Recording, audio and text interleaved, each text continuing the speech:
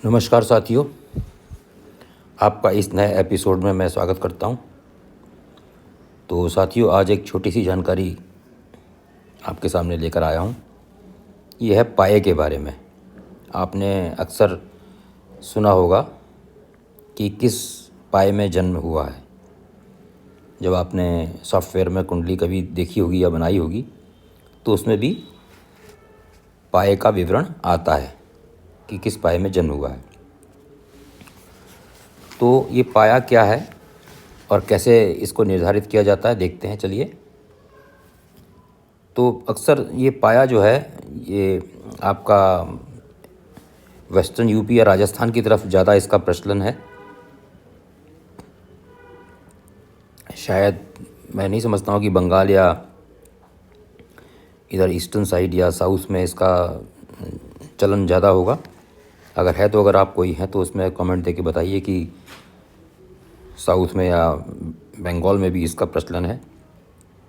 लेकिन बहरहाल राजस्थान वगैरह में इधर में तो है।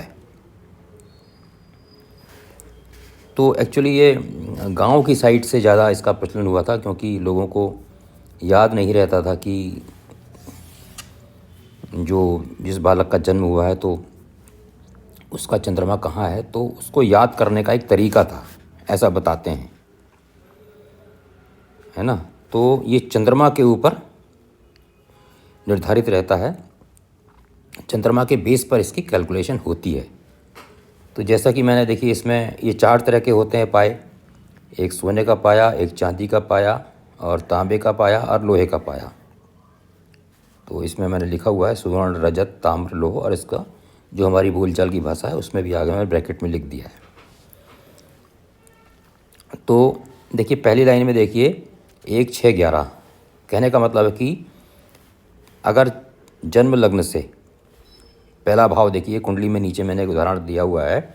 देखिए कुंडली बनी हुई है, इसमें पहला भाव जन्म लग्न होता है, आपको पता ही है सबको, है ना।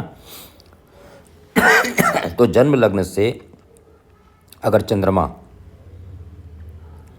प्रथम भाव में होगा और छठे भाव में होगा और 11वें भाव में होगा, ठीक है ना। अगर चंद्रमा की पोजीशन पहले भाव में, छठे भाव में और 11वें भाव में अगर चंद्रमा है तो वह जातक, वह व्यक्ति, ये कह सकते हैं कि हम लोग कि सोने का पाए में उसका जन्म हुआ है, ठीक है ना। इसी प्रकार सेकंड नंबर में देखिए, सीरियल नंबर सेकंड में दूसरे भाव में, 5वें भाव में और 9वें भाव में देखिए चांदी लिखा हुआ है।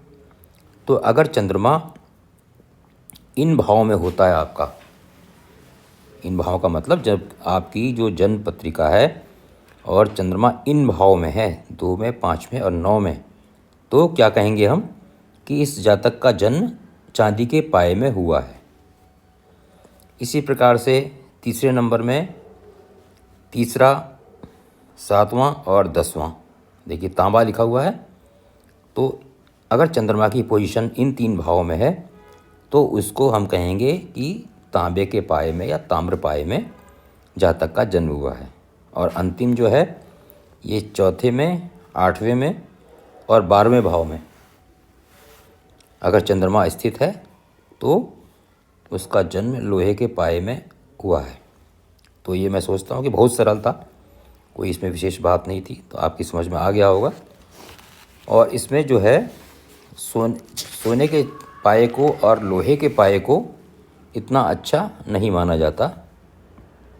सबसे बेस्ट जो है चांदी के पाए में माना जाता है, और सेकंड नंबर में उसके बाद तांबे के पाए को अच्छा माना जाता है।